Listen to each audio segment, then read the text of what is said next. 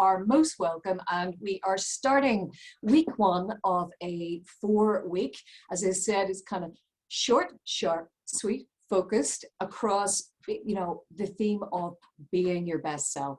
So this morning we are going to zone in because it is the foundation and the bedrock of thinking positively and accepting yourself and working on those bits of it, those parts of our inner voices and minds which tell us we're not so great. Well, this is a welcome to the Be Your Best Self zone.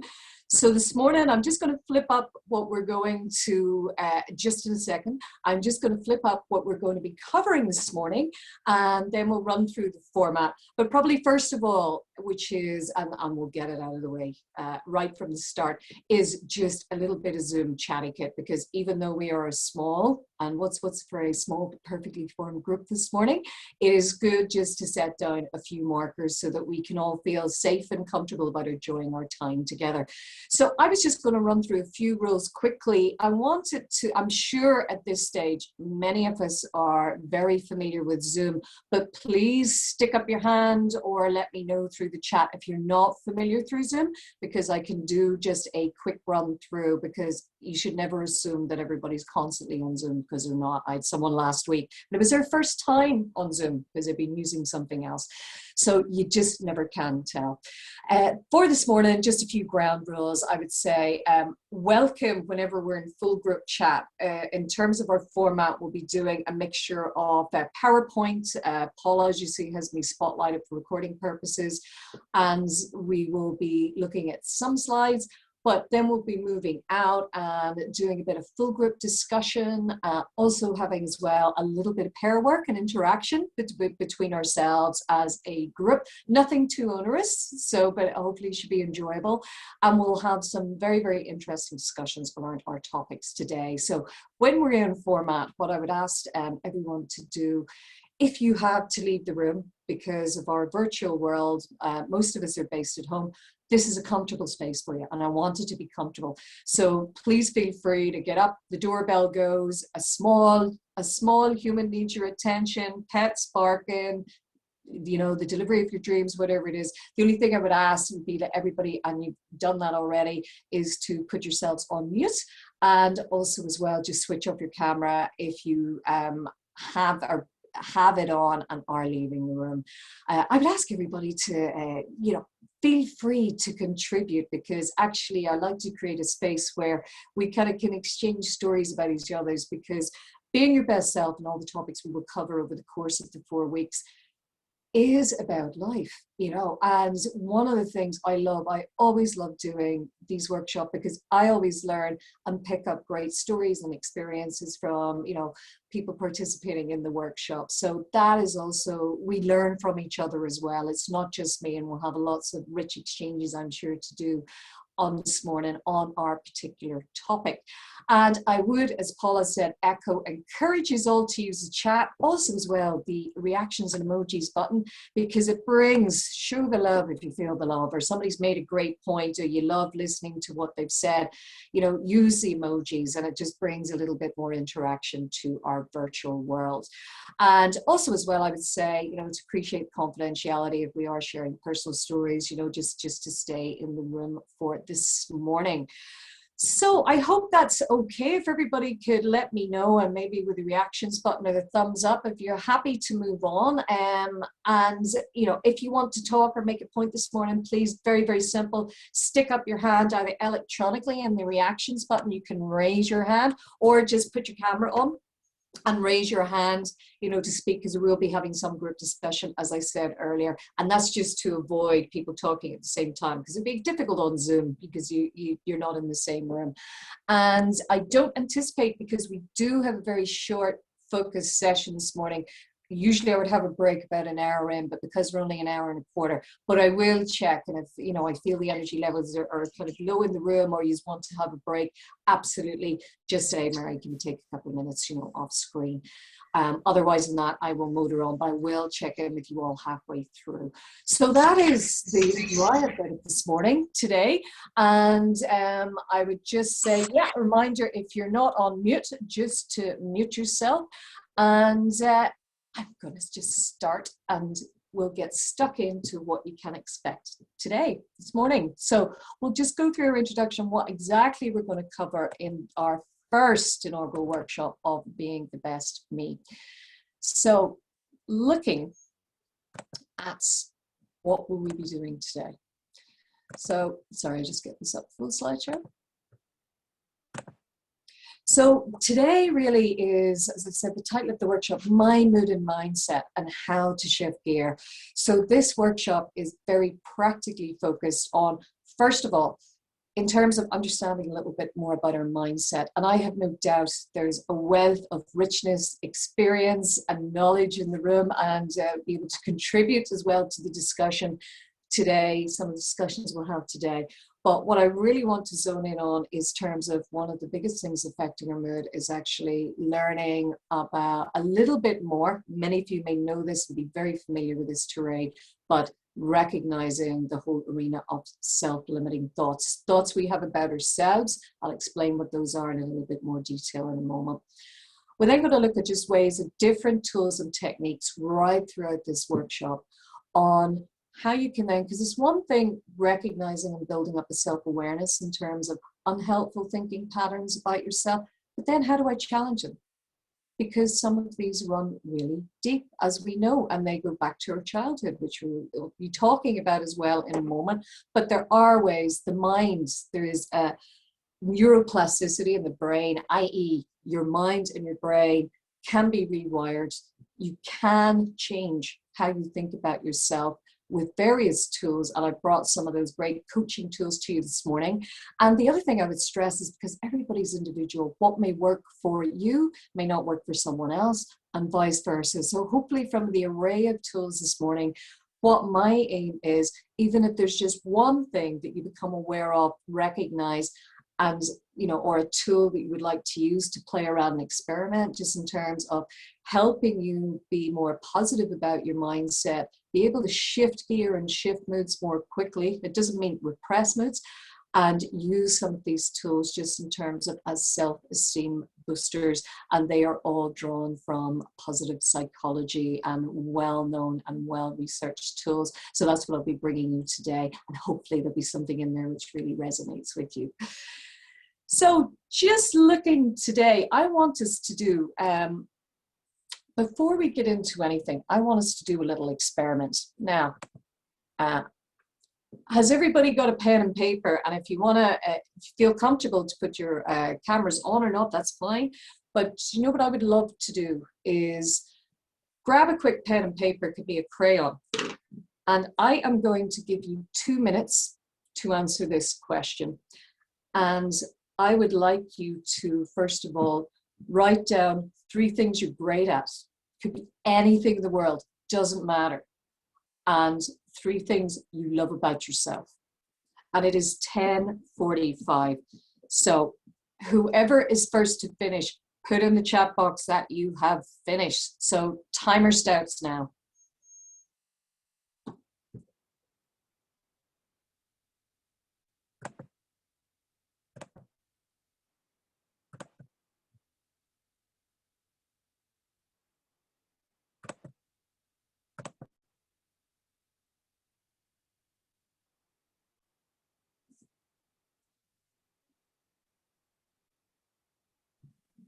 Hello, Marie. Could you repeat that question? I went to get the pen and paper and I didn't hear. Oh, you're what you were okay now. Yeah, it's just a very simple thing.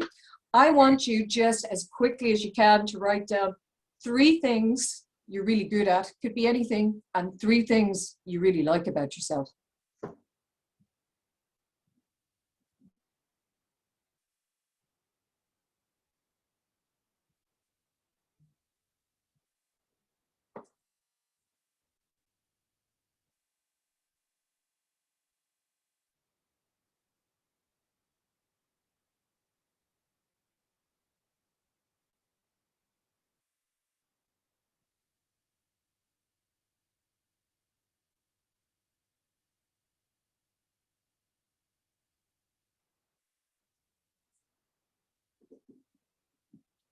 And don't worry, I won't be asking you to share them with the group, but I'll be interested to know how you found this.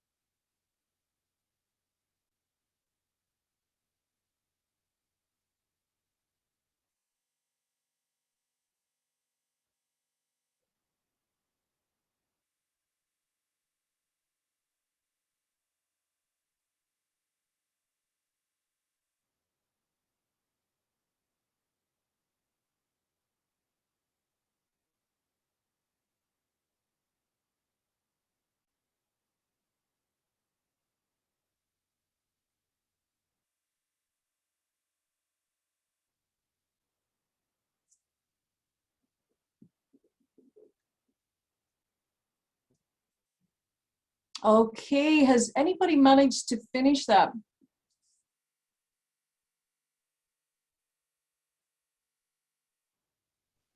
Yeah, I got mine finished. Well done, Cassandra. Did it? Yeah. And I'll come on to it. Well done, you. Brilliance, brilliance, brilliance. Yeah. And I'll maybe give it another.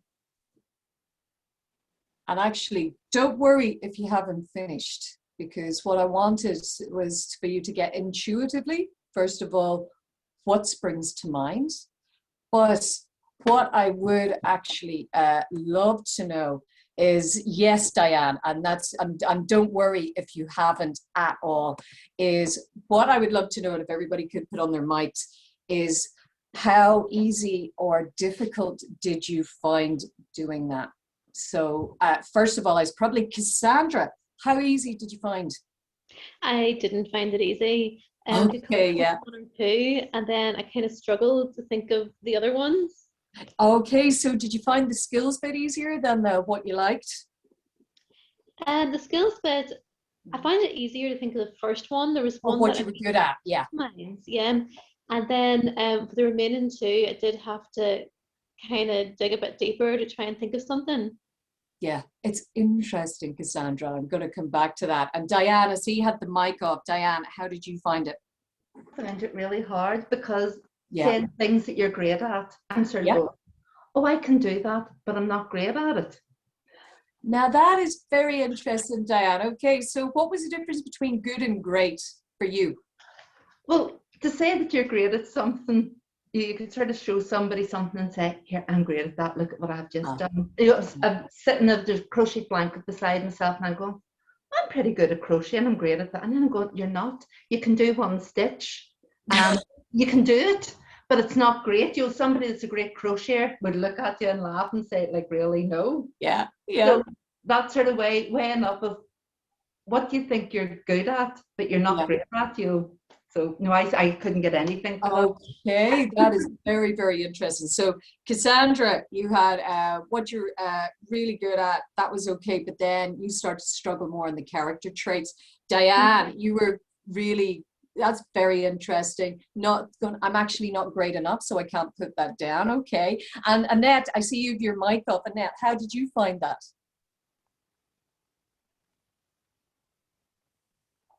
Oh, right. Sorry. Oh, sorry. You're okay, Annette. You're right. Sorry. Oh, I thought you hello. were taking yourself off mic. You're okay. How did you find that, Annette?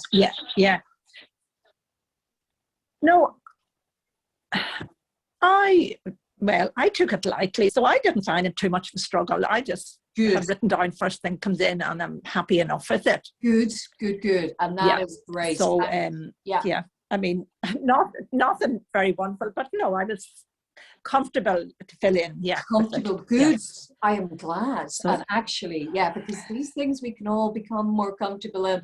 And Geraldine, love the fact that you put down some of the key skills, baking and cooking. Loved it. Geraldine, how easy or hard was that to do for you? Oh, maybe Geraldine's not there.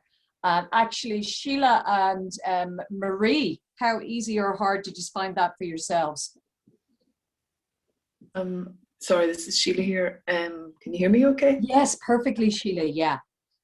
I find that very difficult. I find it difficult to write things that, even though I do manage to do a lot in my day-to-day activities, work, mother, etc. I find it difficult, yes, particularly what you like about yourself. Yeah. I just find it difficult. Yeah, it's something we don't think about, you know, that often ourselves, really, isn't it? What you like about yourselves. Other things like what you can do, that's why a lot of people can find that easier, because they maybe ask that in a professional, personal context. Yeah. And and then Marie, how did you find it? I found the first part, the three things that you're really good or great at, I struggled with that. No, it's just afterwards that one of your ladies mentioned baking and cooking, and I thought, I'm great at making all sorts of breads, but I didn't even think of that.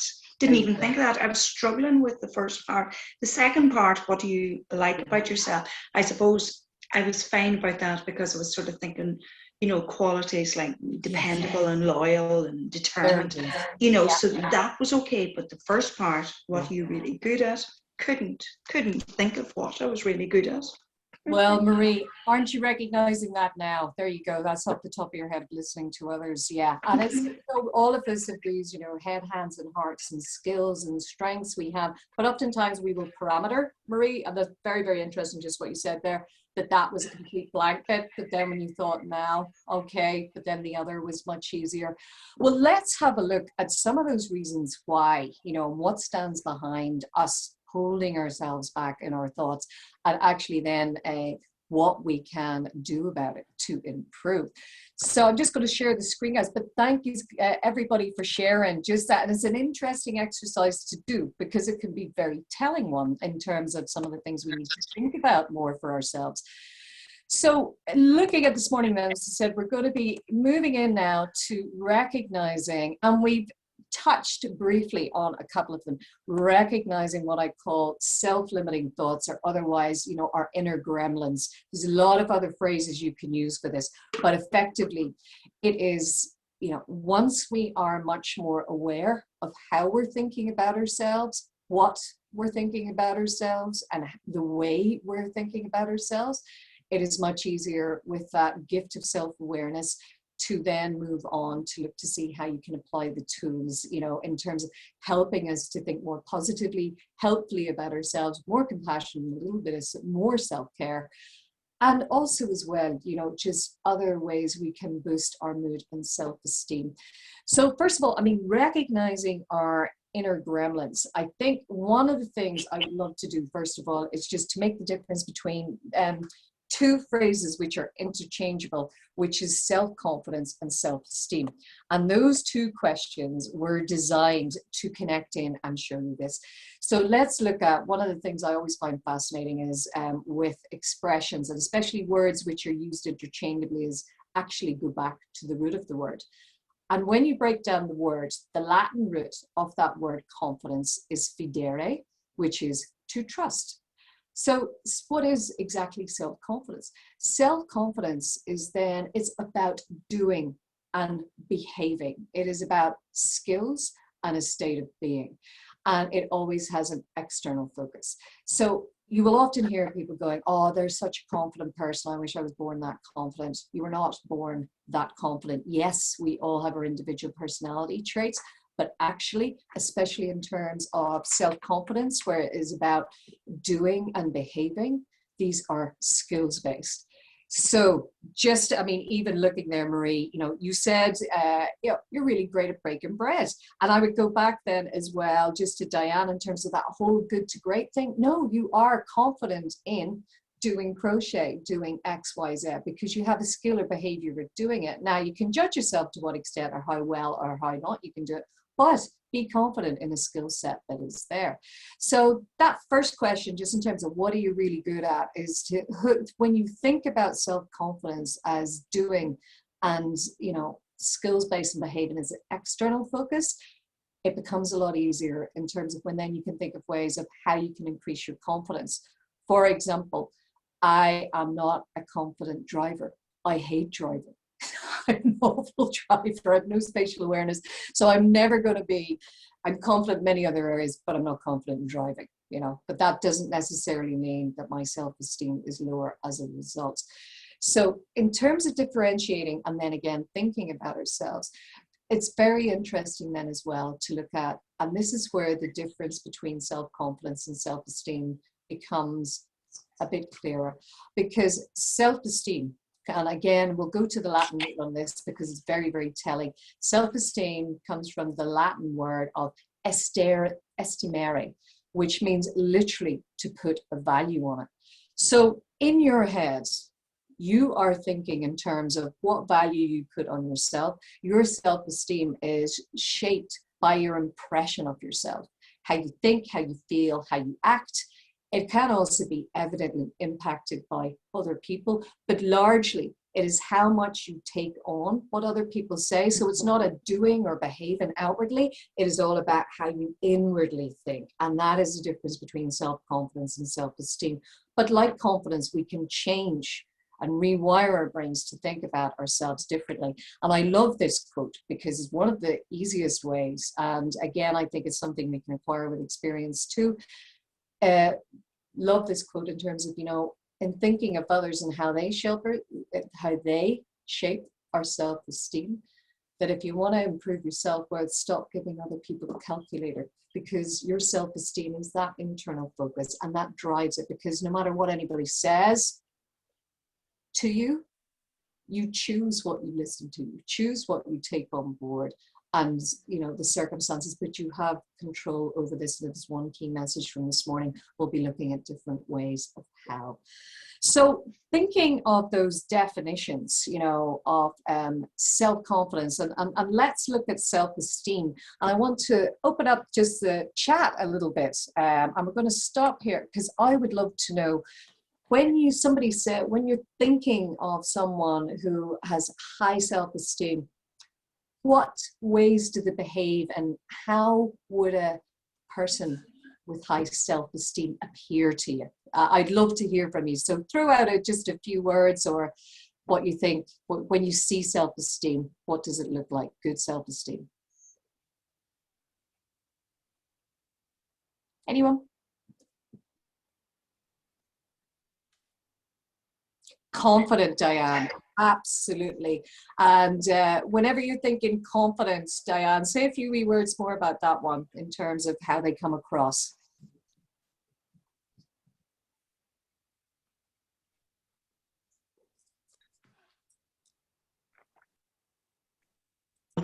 I'll just take the sticker off. Oh yeah, do, yeah, it's easier than typing, yeah. Somebody that's confident in their own self-esteem, the way they sort of stand and hold themselves, their mannerisms, as in, yes, I am brilliant, even if the stuff isn't that brilliant.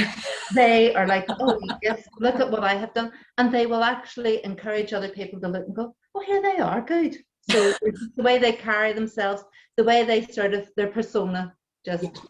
Absolutely. And I think it's very interesting there, Dan, you hit on two things. There is a whole physicality, and even though we're talking about mindset, there is a physicality to it. I'll be flagging up some of those things on the physical, literally, as Diane said, how you hold yourself really does matter, and you can boost your how you feel quite quickly by just doing even some physical poses and changing your position. How you talk about yourself, the words you use to describe yourself. And just as Diane said, well, actually, if somebody's gone, they're great, you're kind of, all right, okay. Even if maybe this stuff is not great, but actually signs of someone with high self-esteem is, you know, they will talk about themselves more positively. They will see more positives in the situation, even if they've made a big mistake. They will see it as learning. They won't see it as a crash and burn and God, I'll never claw my way back from this, you know, again. A self-confident, you know, a person with high self-esteem, you know, everybody makes mistakes. They see mistakes as learning. They take feedback and they ask for feedback because they want to be better. They see themselves in a growth space all the time. And these are key signifiers of self-esteem. And as Diane said, physically, how somebody carries themselves, how they think about themselves and describe themselves are all very key as well.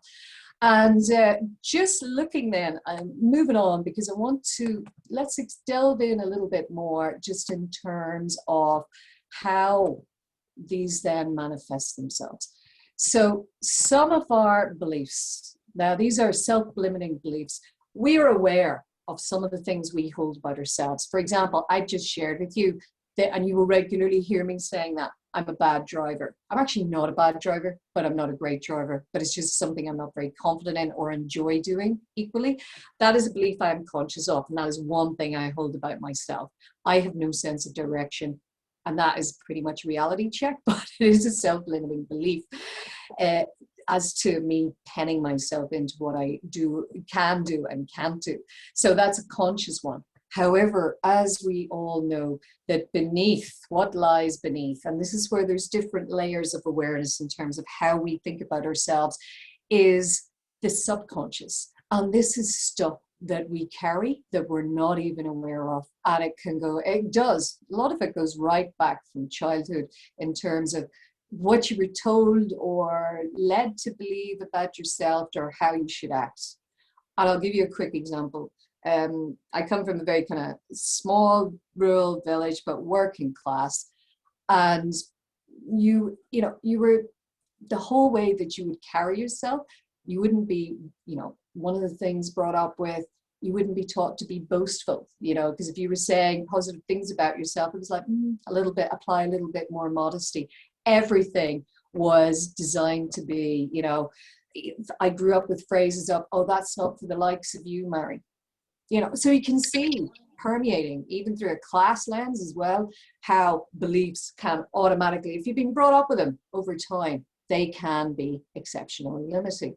And they are stuff that we may carry around with that we don't realize. And this comes out in the language that we use in terms about ourselves.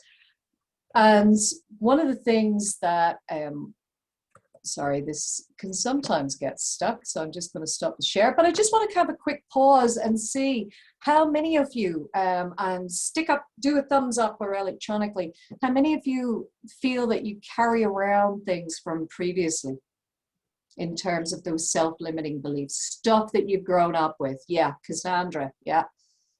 Hello, Marichka, you're very welcome. Good morning, how are you? Yeah, I'm good, sorry to be late. Oh, you're okay. Marichka, we were just talking about stuff that you were brought up with, or you were fed along the way, that, those self-limiting beliefs. Have you any examples? I'm going to plunge you straight in. You haven't had a cup of tea or anything.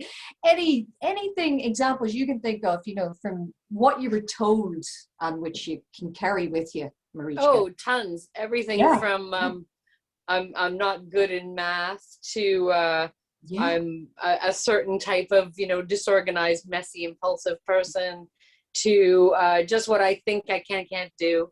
I think I'm not, I've really become aware in the last 2 or 3 years of various beliefs like that have been just keeping me in one place. Totally. And they run deep, Marichka, don't they? They run deep. And Cassandra, what's been your experience of that? What kind of springs to mind for you whenever you're thinking of that? Well, I suppose it just really resonated with me when you talked about being brought up not to be boastful. Yeah. And even now, I really don't like boastful people, and I really take great pains to not be boastful, to the point where I kind of put myself down. That typical one of someone gives you a compliment, like, oh, that's a nice top, and you're like, oh, it's only from Primark, or oh, it's ancient. And those things. Absolutely, Cassandra. It's the most common one, isn't it? Now, I'm going to ask a quick question. We'll be covering it later, but what is the only thing you need to say to somebody who gives you a compliment? Thank you. Thank you. Yes. Down with the Irish approach of, exactly as Cassandra described, of it is a cultural thing.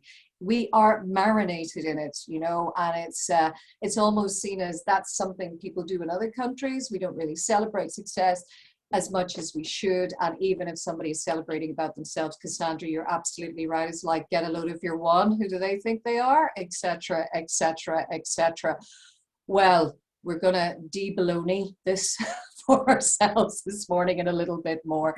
So let's dive in a little bit further in terms of just some of the ways, because Marichka, you had said, once you are aware of your thinking patterns, then that awareness is very, very powerful, because then you start to change and then you can start to rewire of how you think. So I love this phrase, because you see all that stuff that you were growing up with, Marichka gave a lovely example of, I'm always bad at maths, and you hear families describing, I hate to say it, your nearest and dearest can be sometimes your most, how would I put it, parametering? Because, I would hear in my mother's extended family comments like, our Brendan, he was always a smart one. These are stuff that people feed each other, like, oh, there's Joan, she's always up for a laugh, and then people get these stereotypical ideas about themselves and just how they're seen and how they're viewed. But as we said, all of us go through change in life, and you do meet people, as you may not have seen them for 20 years, but they have a picture of you from then, etc. But that's their picture.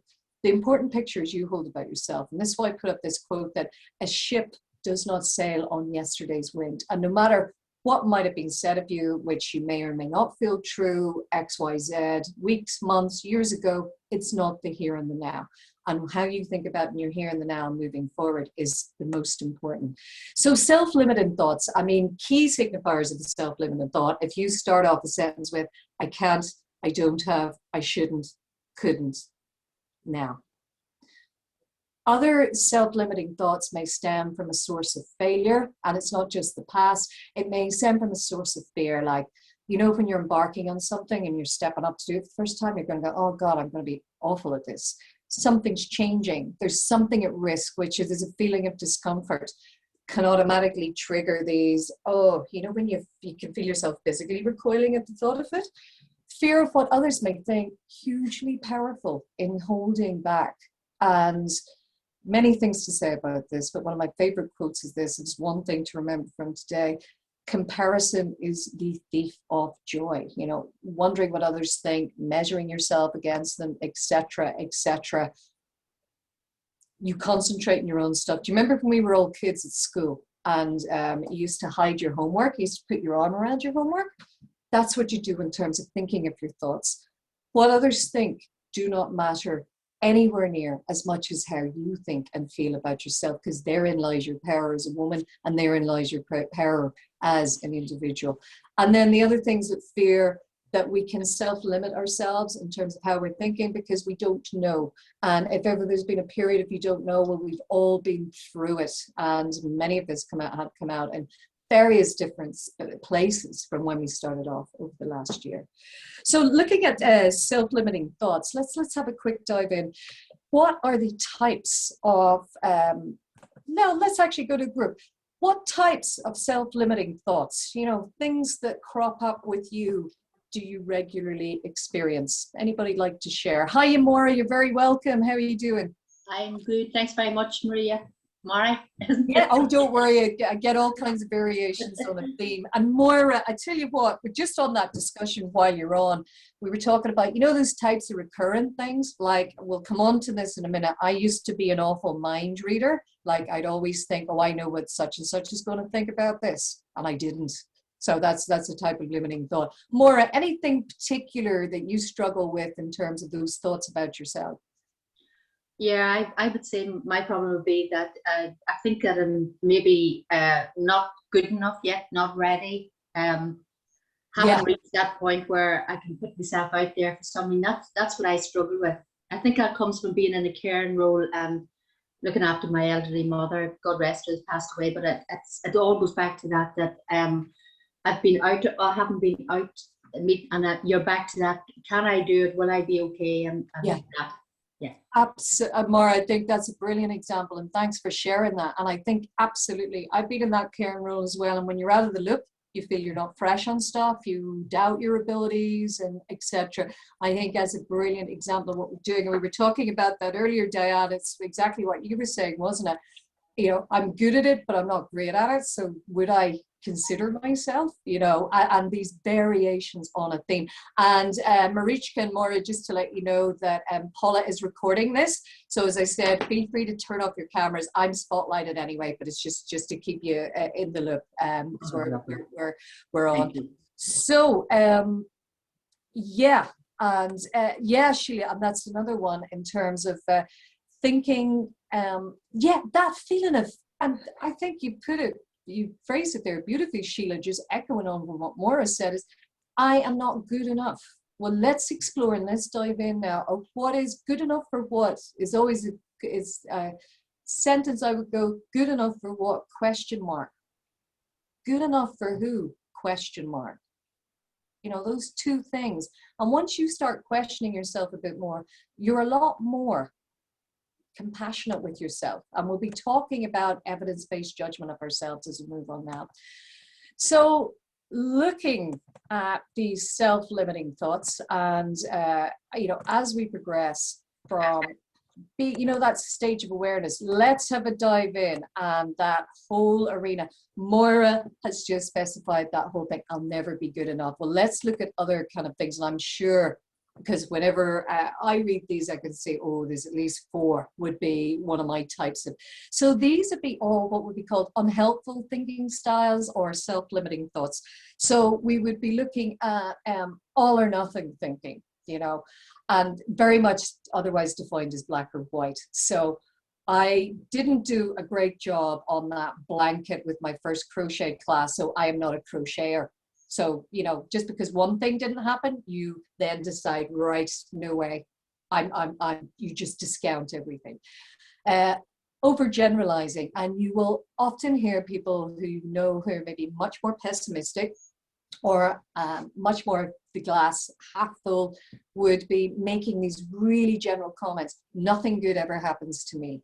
Life is rubbish. This organization is dreadful, you know. Why am I never lucky? So this overgeneralization, because maybe one thing happened, but then you again base your whole life around it. Mental filter is a really common one. We were talking about it earlier. Never really celebrating the successes, but always remembering what you didn't do well. And hence that feeling comes, just as Maura described there, never feeling good enough. And one of the contributing factors to a lot of people never feeling good enough, they never remember, record, celebrate enough, appreciate some of the great things that they have done or recognize it as an achievement. Discounting the positive, disqualifying the positive. Yeah, and this is very interesting when you have a conversation with somebody who's pessimistic, because they'll go, oh, nothing ever good happens to me. But sure, didn't you win the lottery last week? Ah, yeah, but that was just a blip. Yeah, well, this is, you know, disqualifying the positive, you know, and it is discounting the good things happening in your life. The mind reading, as I said, best summed up by the phrase 2 + 2 = 5, because our minds can go down a rabbit hole. They can create a whole warren of stuff which just simply isn't true or simply isn't there, or you don't have the evidence of. So it's that, you know, you don't know. You can never know what someone else is thinking. Yes, you can have a good stab, especially with people you know, but don't try and project like, if I do this, people will think this, because there's that lovely expression, if we really knew how little other people thought of us, we wouldn't worry so much what other people thought. You know, it's a great quote. And looking at magnification is a great one. Catastrophization and minimization. And it goes back to that lovely point Cassandra made. Minimization is downsizing things. So Cassandra steps out, looks like a goddess. People are commenting. It's like, oh, no, not me. You know, that's me on a good day. You're minimizing this stuff. You're minimizing things in terms of compliments. The catastrophizing, as I said, I have a friend who's the worst catastrophizer I know. She called into her boss's office. She'll automatically think she's fired. There's no middle ground. She will rush to the worst outcome that you could possibly think of in not 60 seconds, and that is on anything. A few more just to recognize is, and these I will bring out, personalization. Always question yourself. Easiest thing in the world. Somebody you know or close to is in a bad mood, and you automatically think it might be something you have done or said. That's your first port of call. That's called personalization. Absorbing everything, apologizing for stuff which has nothing to do with you. You know, another example of personalization. We've talked about that, what I call the language of obligation, and be really, once you start being aware of how many times you say, I must, I have to, I should, I ought to. You don't need to do any of those things. You choose to, you want to, you select, you make a decision. But whenever we apply shoulds to ourselves, it again, you're automatically starting to limit. I might is very different to I gotta, you know. And one of the other ways that we can also invert our thinking is by how we're feeling and then decide that that's who we are.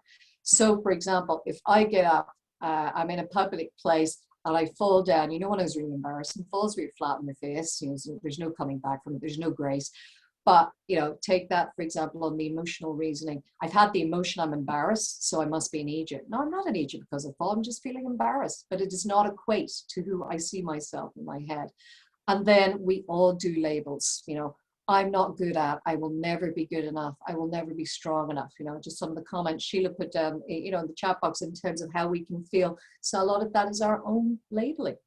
So in terms of thinking then, you know, what we do and go forward, I want to take a run through just some of the tools, tips, and techniques, But I would love to just check in and see, yeah, who recognizes some of those thought patterns, and what, if you want to type in the chat, what types of those thought patterns you would find come up for you a lot.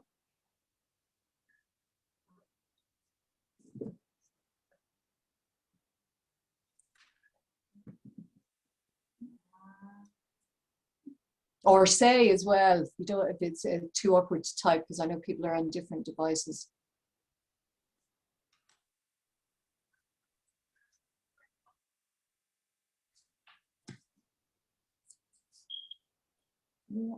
Should and must, Maura, yeah.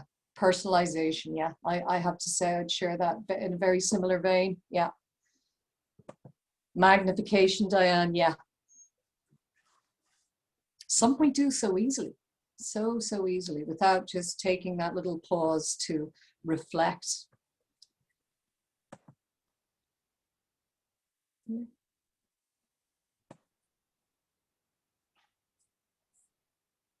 All of them, Cassandra. I think all of us during in our lives, we go through the whole shebang, you know. But for some of us, there are more recurring things than others. There are more recurring things than others. And absolutely, I have to say, I've gone through the gamut myself, Cassandra, so totally. Well, we're going to shift gear here, because we're going to move into, you know, just in our last half hour here, tools and tips and techniques in terms of, well, okay, that's all very well. We have the self-awareness, great. But so what? What do you do about it? How do you change it? How do I change? What can I do to change how I think about myself? You know, to do that rewiring and to shift my mood. So, but before we do that, I am going to get you to pause as well from listening to me. And let's have, we're going to, as I've said, promise a little bit of pair work or small group work. So I am going to break us into, and actually, Paula, would you be able to do this? Could you break us into 3 groups of 3? Is that okay?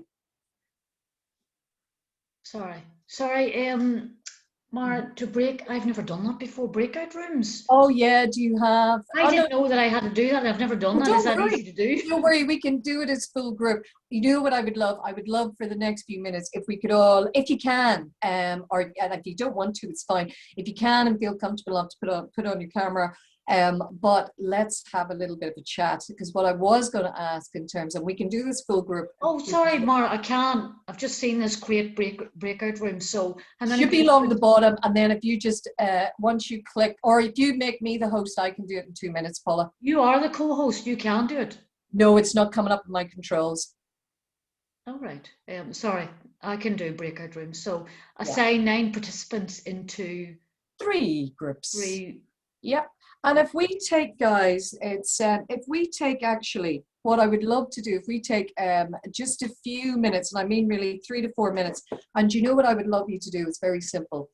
I would love you to list in your group, even if it's just 2 to 3 things. What do you do to make yourself feel good or to shift your mood? And it can be anything. I just want to know what works for you all.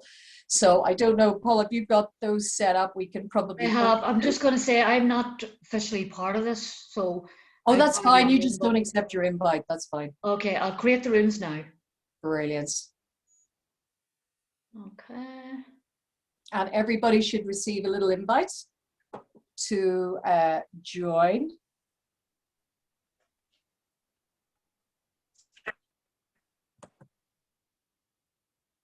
So you just click on join. Yeah. Oh, great. I'm seeing the breakout rooms now. Yeah, that's only come up as my menu now there now. Okay. No. Okay. So I wasn't going to go into a breakout room, Paula, so it's just really to check, is there anybody in those on their own? No. It's just a few people here. There's 2 people in each room. Okay, great. I can see. I haven't accepted my invitation, so I'm not in a room. That's why I was asking. That's okay. Yeah, great. And if we give, and if we just let everybody know, they've got about maybe 3 minutes. Because I think you can broadcast messages. Broadcast a message to all. So what do I say? Yeah, just a quick 3 minutes chat. Do you want me to repeat the question? No, I think everybody will know.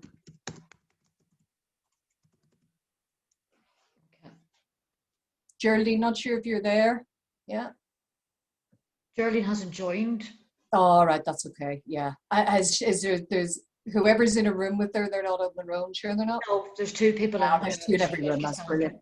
Super. And then we will put back at say 11:25. Okay.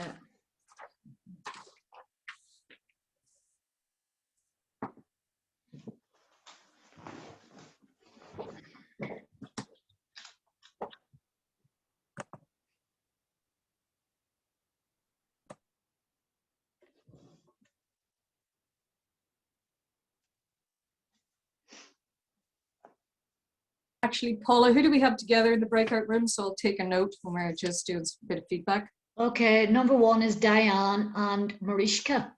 Diana and Mariska, great. Number 2 is Marie and Maura. Okay, yeah, Marie and Maura. Super. Cassandra and Sheila. Cassandra and Sheila, great. That's Super. it. That's great. Lovely. 1, 2, 3. Great. And then at 25 past, if you just hit the close rooms button in the breakout, Paula. That's quite simple to do. I just haven't done it before, but it's simple enough to do. Do you know what it is? Actually, it is. It is. Yeah. There you go. Every day's a learning day. I know. Yeah. Oh, I've been on Zoom for a year, nearly every day, and I'm still learning. Well, How are you finding it so far, Maura? How do I find which class?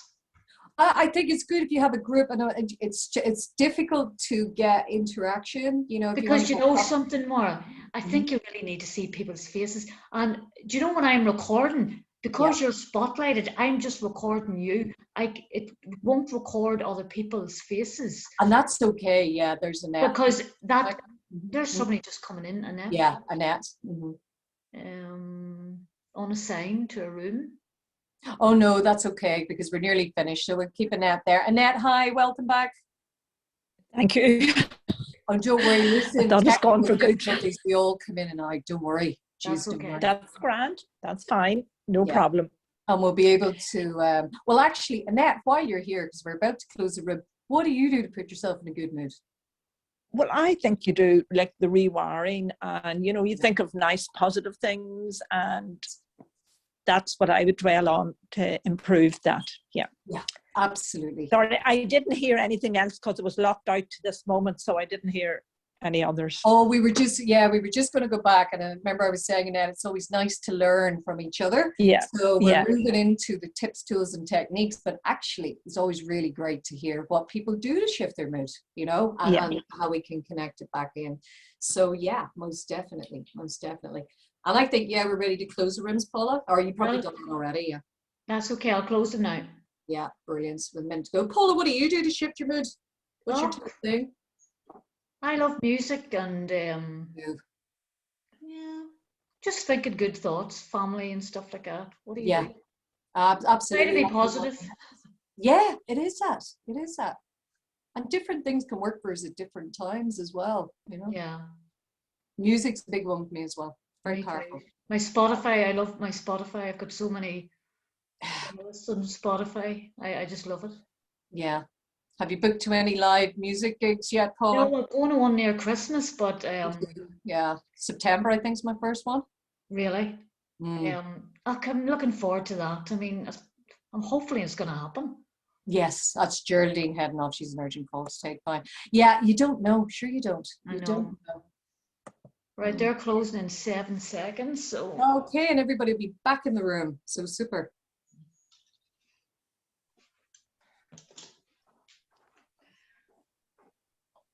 Sorry, walking's another very positive thing for me. Walking out, being outside and going for walks and the greenery and nature.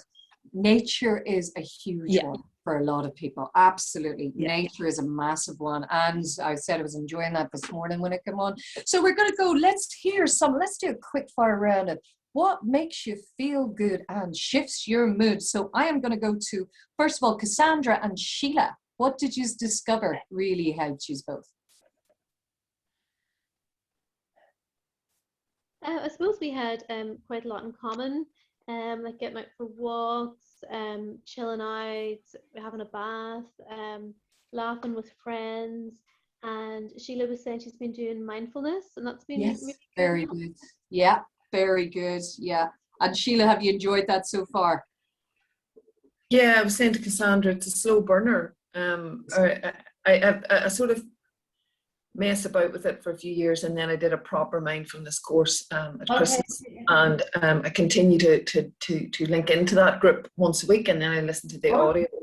But yeah, but like I say, it's not a quick fix or anything like it, but there's definitely something in it, and I just hope to keep at it, because it is something that you just have to be very patient with. But I definitely think it helps to center. It just quietens the mind, which is what you want.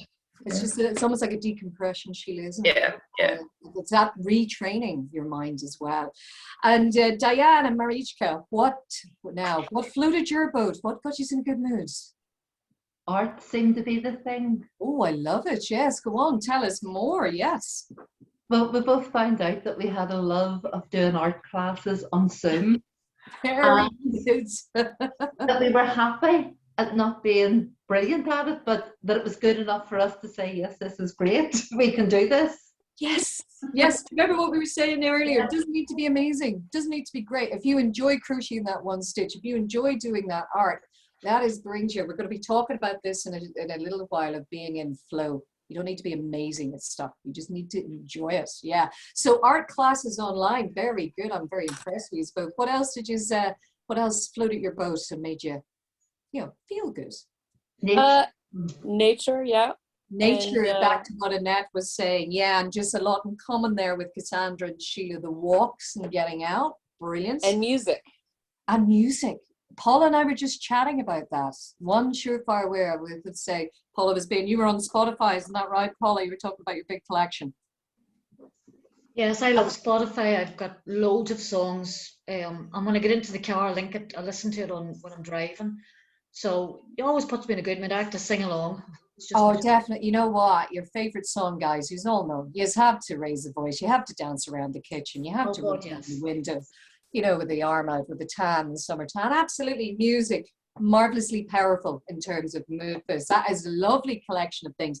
And then last but certainly not least, Marie and Moira, how did you raise the spirits? Yes. Mari, sorry, I don't want to overtalk Marie there. Mari, I was pretty much the same as what everybody has been saying. Out for a walk in nature and mindfulness. I'll dip in and out of that, and it just sort of brings you into that moment where you can just be still and enjoy. Yeah. I've also with the good Nerwin classes and that Zoom class, gardening means just doing a few wee plants and shrubs and watching just a wee salad box and just watching wee vegetables that I've never done before. I've done that, and I love to just sit outside and have a cup of tea and listen to the birds singing and just be in that moment. Lovely. Never took time before COVID. Guys, I want to hang out with all you guys. You're doing gorgeous things. I love it. It's lovely. Yeah, like yourself, Maura, I am growing things for the first time, which I never did before. I have to say, I get a huge amount of joy over just watching the stuff get taller and manage to keep it alive. That's it. It's just, I've never done it before, so it's great. Yeah, and anything else, Marie, you wanted to add on to that? No, it's just to reiterate, the walking in nature and seeing all the different plants come out at the different times of the year, listening to the bird song, spotting different birds in the garden, getting out the binoculars, identifying the birds. In fact, all my kids now are big into checking out the birds in our gardens.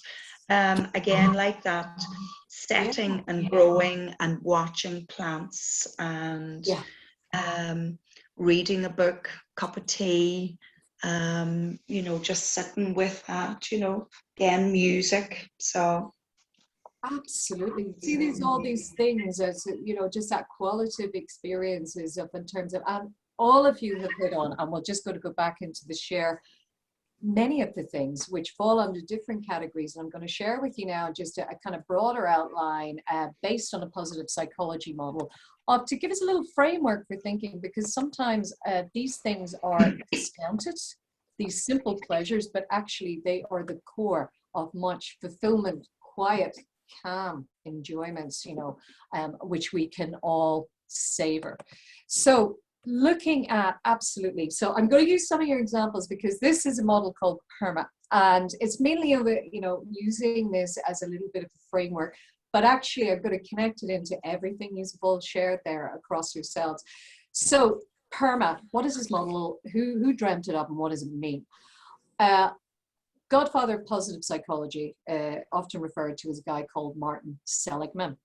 And based on, he is a leading psychologist in the States, but a few decades ago, himself and other research psychologists decided to look at, because psychology, same with a lot in psychiatry, is often geared and has traditionally been geared to looking and finding what is the root cause of things that are wrong, with much less of a focus on, well, actually, for people who are excelling, who are showing great resilience, exhibiting positivity, coping well with life, there's actually, there was a lot less research done on that than there was in terms of, solving malady and illness, etc.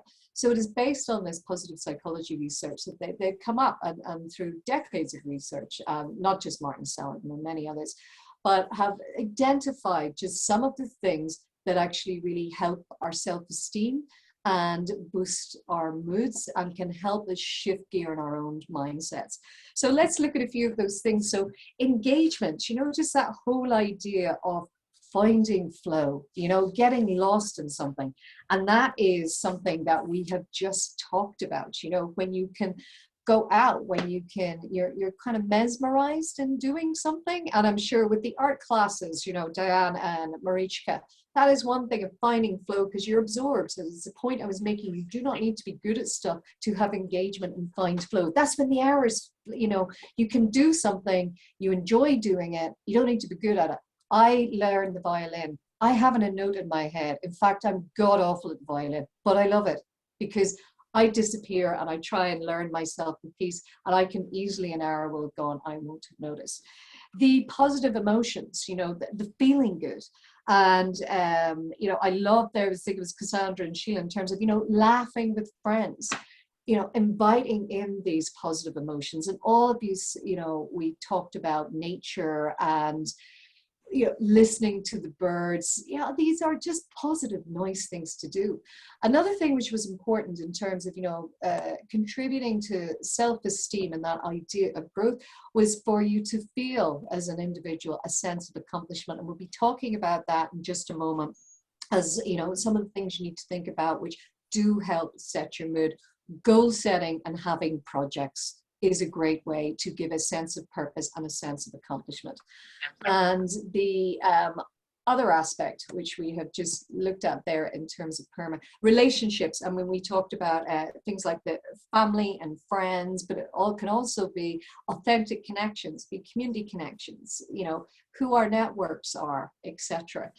And looking then in terms of the that sense of mastering and having a sense of purpose about ourselves, a sense of authenticity, is also equally important when we're looking at building up, just in terms of that positive stock taking.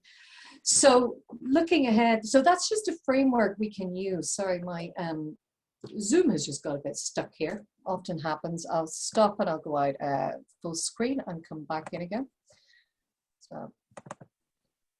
So hopefully that will move it on. Nope, it's being a bit mercurial, don't worry. This does happen on Zoom. So we'll go back to,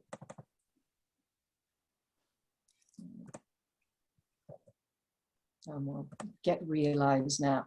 So let's look at some of the things that we can do just in terms of shifting our mood. And again, things which can also help give us a sense of meaning. That can be either a project or our relationships or that feeling of sense of belonging, but it is always really, really helpful and in fact necessary to increase our sense of self-esteem if we feel we've got a purpose, that we can help or genuinely be of use to someone or something. So part of the whole way, now this loops us right back to some of our first conversations. Remember when I asked you, what are you good at? Well, I'm not great at that. We all have strengths, and a lovely way of having an instant boost in terms of recognizing your strengths is just that. Now, I have put up 2 very practical ways that you can do this. If you genuinely struggle, so anybody who was struggling with that second question, remember I asked right at the start, what are your key strengths and qualities? This would be an interesting one to go. I talked about earlier he's often known as Godfather of Positive Psychology, Martin Seligman, but there is a non-profit organization which is basically run by psychology researchers called VIA, which is Values in Action Institute, but they do a free online, and it's global. It feeds into their academic research. But it is a really good way, and because it is free, you can just do a quick online questionnaire. It will come back and give you what's known as some of your signature character strengths. So if you really struggle to think about actually my strengths and qualities, this could be a nice way of getting you in more into that space, because sometimes we do need a little bit of help. You know, your friends could tell you in 5 minutes, I am sure, and tell you, gift you a whole list of your strengths. But if it's something you don't feel that you're comfortable doing, this is another way to do it. Sometimes people may feel that their strengths are being underutilized, or they're not quite sure professionally where we go, and that may or may not apply to you. But I'm putting this one in because this is a fantastic one to do.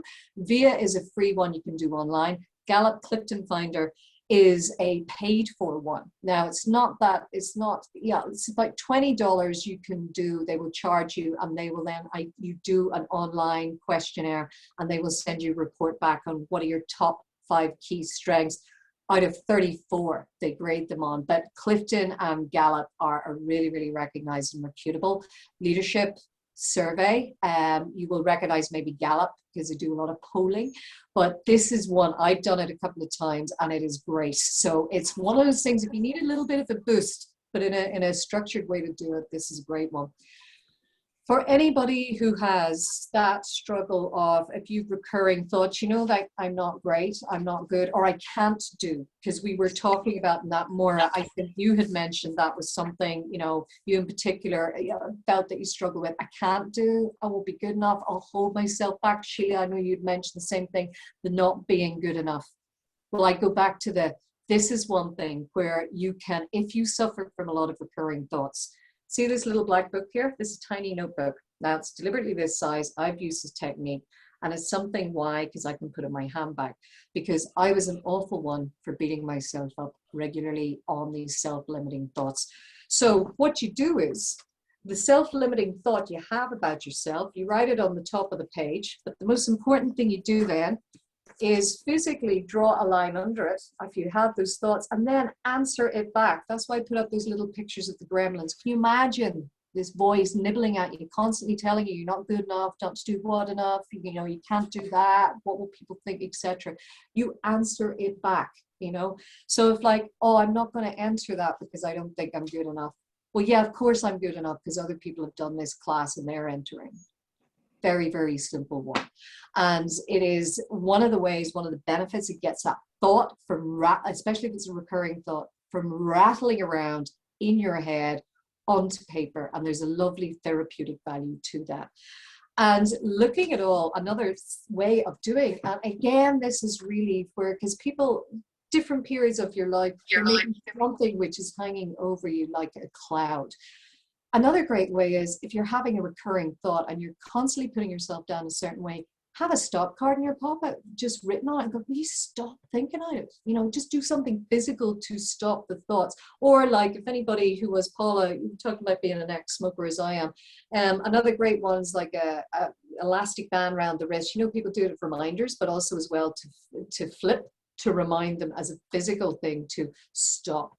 And a great way is, if you find something during the day is clouding over your mind and that you need to, you're not functioning because it is, allocate yourself a worry slot in the evening to just go through everything, write it down, write it through, talk it out. What is holding you back? What is keeping you in a certain space? And journaling. There is a huge therapeutic benefit, and I don't know if any of you are currently doing it at the moment, but in journaling. Here's another idea, and this is for anyone who's struggled in either, part A, name stuff you're good at, Or part B, what are your key strengths? This is a lovely idea. It is along a similar idea of a memory box that we can create of a certain person, except this is what I would call a living memory box, i.e. your war chest, where you are going to put in every single piece of thing which can make you feel good about yourself and about who you are, what you've achieved, what you've done, what you love about life, who's close to you. The idea of having and you can have this either, I mean, I literally have a shoebox, and in that shoebox are cards I've had from previous work colleagues leaving job. They are compliments I've had from clients. I think in there is probably some swimming badge. Whenever I was 7, I was petrified of swimming. So for me to get a badge swimming 7 meters was absolutely brilliant at the time. And anytime I look at that, I have this rush back to the past. You can create something for this yourself to remind you that at any of those moments, and when you're having those self-limiting or darker moments, open it up, pull out the stuff. You can put in anything you want. Photos, objects, certificates, quotes, doesn't matter.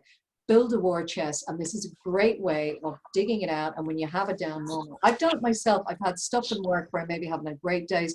I've gone back and I've looked at some of my old client testimonials, or whether I've been downing myself is not good enough. Go back and plunder your war chest, because this is your positive armory of all the stuff that is great and good about you. And by the way, I was going to say to everyone, I'm actually producing resources for every workshop, and they're going to be in one ebook, and they go into a lot of these techniques in a lot more detail, because I know we're just coming in the end of our time here today. So looking at, and this is another way, just very quickly, of how you frame your thoughts. And there's more in this in the ebook, which will give you a really good example, but it's called, can be called the ABC or the ABCDE technique. So this is one of those things of actually really questioning that what you believe about yourself really true, and if so, why? Because all of us start with, you know, an event or something which may trigger a self-limiting thought. So it could be an off comment from someone. It could be, you know, something hasn't gone the way you planned it. And then remember those self-limiting thoughts we were talking about? That ignites the train of them. So that's the A, the adversity, the challenge that you face. B, then, you know, you may have a belief about yourself. This is what happened. So I'm going to use the example of a presentation that's gone wrong. So I may have had a presentation that's gone, you know, into meltdown. A belief I may have about this is actually, I'm not a really good presenter. What happens then when I pick up the presentation? What are the consequences? This is the C of my beliefs. How do I behave? How do I respond? Well, I might then, if my presentation unraveled about a third of the way through, I might not do a great job for the last 2/3, because I start to doubt myself, and I find it difficult to pull myself back, because emotionally I'm feeling very nervous. I'm not very sure of myself, and I'm thinking, oh God, this all gone to pot. But then this is a point where you dispute your beliefs and how you can do this. And this is a really key thing to anything that you believe in. I'm going to dip into the questions here. And there is a phrase, as we call it, how to reframe your thoughts, or just even question what you're thinking about yourself. And these are brilliant questions to sit down and do this, especially that second one. Do I have any evidence to support how I feel?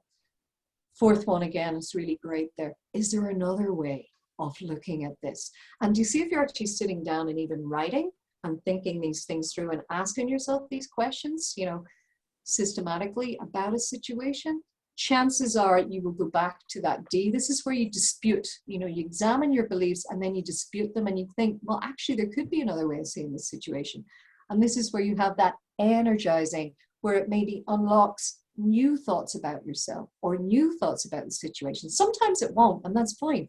But this is one technique to do with these questions, which are very, very powerful in challenging some of those self-limiting thoughts. And these are in a lot more detail on your ebook resources. So knowing your journaling, we've talked about. The other thing is knowing your values. I have a section on this as well. And whenever I talk about personal values, it's quite simply knowing yourself and what makes you tick. You know, what needs to be in your life for you to be happy? What is important? For me, you know, as a lone parent, run my own company, have always been, how would I put it, very self-sufficient. So independence for me is really, really high on my values list of how I like to live my life. And I find that I become self-limiting when my independence is threatened in whatever shape or form that could be. I automatically go and recoil a bit. But again, in your resource, guys, there's going to be a whole thing. And if you haven't thought about your personal values, like what's important to you, some people it's adventure, some people it's financial stability, for some people it's all about family. And you can have, obviously you can have a number, several, many personal values, but it's prioritizing. If you weren't living your life and that value wasn't there, well, this is again to shift your mood and boost your self-esteem, paying attention. And if you're not sure about your values, I have a great values exercise in there to do, which will help you define about what makes you tick. Know thyself. Journaling we have talked about, and journaling can be as simple as exercise book and pen. You can do it every night. You can do it a few times a week. You can do it once a month, whatever you prefer, but actually regular journaling in terms of writing down maybe what happened that day, how you're feeling, helps create a sense of self-awareness. And for example, if you're having self-limiting thoughts like the little black book, sometimes when you write out a situation and then you read back on it, you go, what was I worrying about? Sure, that wasn't that big, was it? You know, and it can help bring a great sense of emotional perspective to sometimes how you're feeling.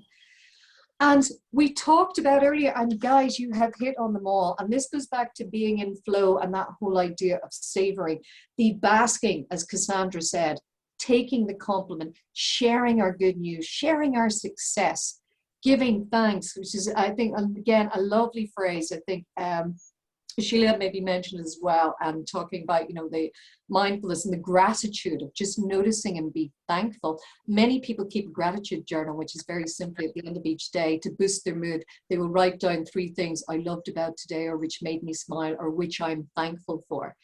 The luxuriating. We talked about that, you know, that whole idea of sinking into a long bath, but just savoring your techniques. And all of us have talked about the marvel of nature, whether it's birdsong, whether it's going on walks, whether it's just seeing, you know, as we were describing earlier about the seasons changing and the plants and the birds. It's just, you know, or wonders of nature all really help to boost the mood.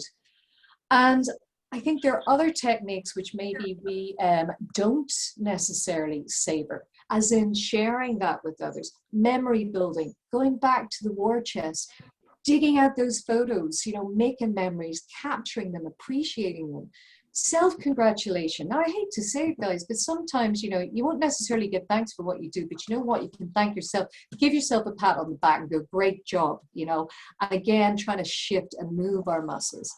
And I think there's another sharpening of the senses. And I think, you know, for Sheila, you were talking about mindfulness there, many practices to do that in terms of where you really focus on being present to get the maximum out of the moment. You know, it's like that idea of someone sitting with their eyes shut at a concert helps to sharpen their auditory sense.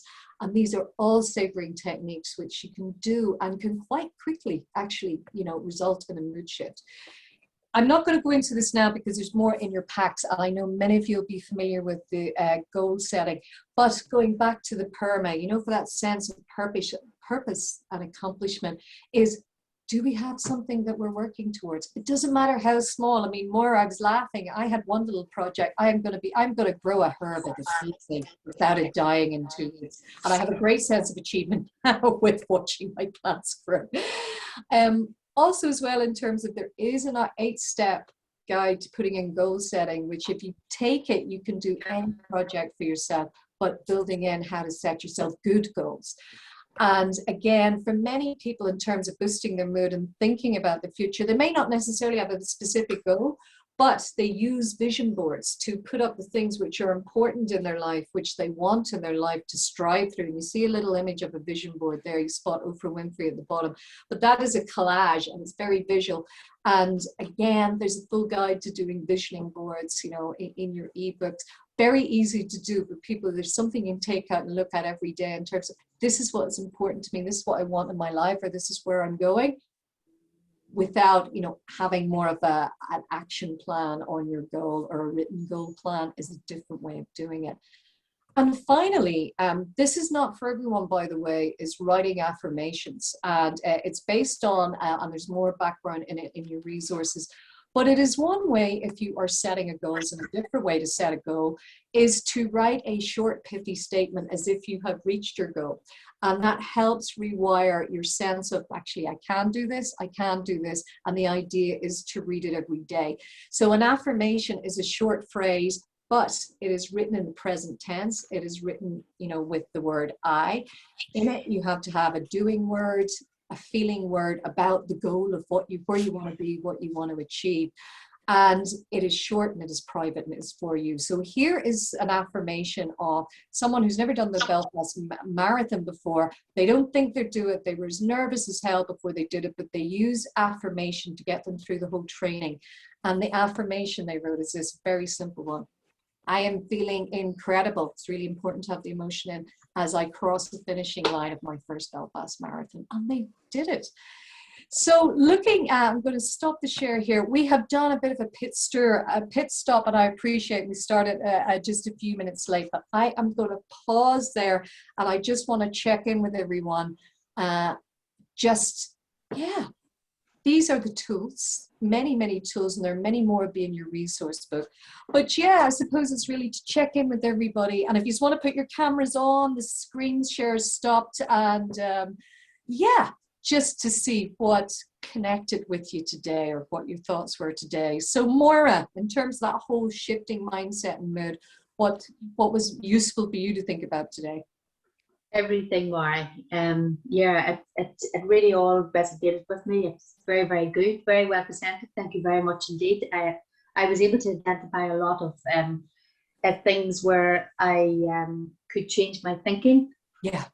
And how the difference, maybe looking at it just a different way, and not beating myself up as much. I think it's probably just, I think that I was always very connected with people, and I haven't been. And I know that's where a lot of it actually comes from, but this is brilliant, and other stuff that I've done. So, work in progress, and take away a lot of things that you've said today. And if I even work on one or two, Maura, small steps, Maura. Some of this stuff can take, but do the stuff that's most important to you. And actually, Paula, I'm just going to check in on the time because I know we started 5 minutes late, but we're now about, if everyone's happy enough, I'm happy enough to just, if we continue and just do an individual quick check-in to round off. It's up to you, Paula. That's okay, go ahead. Is that okay? Yeah. And so just, even a couple of things each from everybody. Diane, what got you thinking today? The quote that you had about a ship doesn't sail on yesterday's wind, I love that. Yeah. And I would sort of place things a lot on what didn't happen in the past. Absolutely. And so rather to look forward and what's good now, and also to say that I'm great at things because I can do them. Diane, I want to see that great blanket. And I do actually think it's great, but when you asked to put something on a list, I thought, well, I can't say I'm great. I think it's great. But if somebody was a great crocheter, they would laugh at it and go, really? Yeah. Listen, you're not getting up to do the X Factor on stage that you can sing. It's not in front of the public. You're great at it. You stick it. You're great with it. Brilliant. Thank you, Diane, for that. Thank you, Maura. And Marie, what were you thinking about, at the end of our session today for yourself? What I was thinking about was, the self-limiting beliefs, that I'm not good enough, or I'm going to fail, or I'm going to do this, going to do that, going to do that. I have recognized those. I think I did a course earlier on with, again, the Northern Ireland Rural Women's Network, and that started the process for me. And lovely. This, is building on that. Yeah. I was just telling Maura, that previous course started the journey for me, and I just got a contract today to work, so there you go. Yeah, hey, listen, we all got a big cheers for Marie. Yay, there you go, Marie. Yes. But it's these courses that really, they take you out of that sort of mindset where you're not good enough, and there you go. I have a fellow coach, who coaches me, Lucinda, and she has written on her wrist. Now, Lucinda, I said, Lucinda, when did you get this tattoo done? And she said, Mary, it was about 20 years ago, because that's when my journey started. And on it, it says, very simply, lovely script. You are enough. And she goes, she literally got a tattoo, so she'd start looking at it. That's how far, you know, she came from a space, Marie, for decades, never thinking she was enough. So absolutely powerful. It doesn't matter what happens in life. Fact is, you realize, you know, the power of yourself. Yeah, Marichka, thank you for that, Marie. It's a lovely story, actually. It's a really good story. Thank Marichka, you. yeah, what? I think mostly just to be the cost of the limiting beliefs, what I'm losing out on by buying into these. I think I need to identify and really embrace my values, because I'm starting to see where it's held me back, not to be connected and authentic about those. Yeah. So. And you're right, Marichka, and it's not an easy thing to do, because sometimes we don't realize or do work on our values, which means, you know, something's awry in your life, but you can't put your finger on it, but it's when you connect clearly to your values, it's very powerful. No, you're absolutely right. Brilliant point. Thank you. And Annette, what would you find useful from the things we covered today for yourself? Yeah, I liked the quote from today. Yeah. Well, I did love your little quote. I did like that. And I liked the little war. The war chest. The little box that you put together, the shoe box. Yeah. For occasions when maybe you don't feel it's, chipper. Exactly.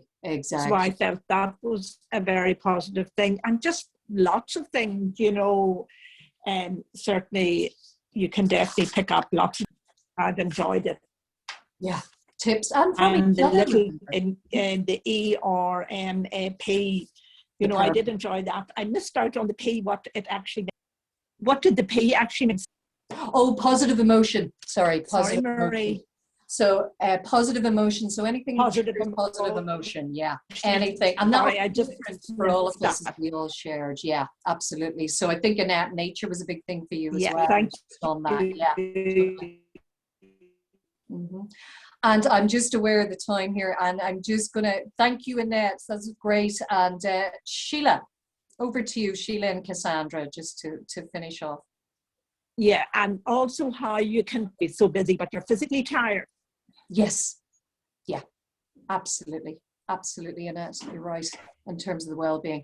And Sheila and Cassandra, don't know if you can hear. Cassandra, I see your mic's off. Yeah, what was, as a new mum as well, with a whole new chapter in life ahead of you, what resonated with you, Cassandra? Well, I think we covered an awful lot in that session. I've just got so much kind of buzzing through my head to think about. Yeah. So I'm looking forward to reflecting back on that. Yeah. So some of the things you talked about at the start in terms of how our childhood has influenced our beliefs about ourselves, it's definitely something I would like to try and find some time to maybe explore a bit further. Yeah. And then I like that we also looked at the present too, so we weren't just dwelling on the past. There's actually loads of practical stuff that we can do to feel better right now. Yeah, totally. And these are things you can take out and put in forward today. And finally, Sheila, I don't know if Sheila, if you're there, not to worry. That's okay. And Sheila, if you can't chat, if you can't make a comment, go through the chat. Thank you, everybody, for being so patient. You've been marvelous. And I know we had a quick fire session. And Paula, actually, forgot, last but not least, Paula, and I know you were kind of doing. Well, I wasn't really taking part as much, but I was listening, you know, when I was, because I've been working as well. But no, I found a few tips there too, you know, and I love that war chest. And I know you were asking earlier about what makes you happy, and I said music. Another thing I love is Pinterest. I don't know if anybody's on Pinterest. I love Pinterest. I could spend hours on Pinterest, and it really lifts me. And I've got so many boards. I just see something I like, and I pin it, and love it. It's like a scrapbook. It's like scrapbook. The old scrapbook idea, without without it taking up space. But no, Pinterest, I love it. Totally. And you're absolutely, you know, it's anything, you know, it's that thing if we get in flow, you know, and if you do the hours on Pinterest, more power to you. That's your thing to get in flow, Paula. Yeah, it kind of relaxes you. You know, if you've had a stressful day, I like to get onto Pinterest and just, there's so many things to look at, and, you know, and it gives you ideas for everything. And even Oh, the that's- funny, you know, I've got so many boards honest to God. But you know, anybody who Perfect. hasn't tried it, you should try it. It's good. The top tips where you hear well, my guilty pleasure, sorry, is a long rerun of Coronation Street. I grew up in Coronation Street, so that's my slip into the slippers in Coronation Street, you know. But listen, I've got to, we will finish for today. I will look forward to seeing everybody. I'm going to send Paula the presentation from today, but at the end of the 4 weeks, do you see all of the sessions we covered are going to be in one ebook, you know, with everything in it. Or I can divide it up into 4, but I just thought it'd probably be easier if you have the presentations, and then we have one ebook with everything at the end of the course. So that'll be good. But listen, you've been an absolute pleasure, everybody. So Maura, Paula, Diane, Marie, Marichka, Annette, and Cassandra, Al, I had Sheila as well. Thank you so much. And I will look forward to seeing you next week. Okay, see Thank you you, all next Maura. week. Thanks, Thank Maura. you. Thank Bye, you. guys. Bye. Bye, everyone. Thank you. Bye.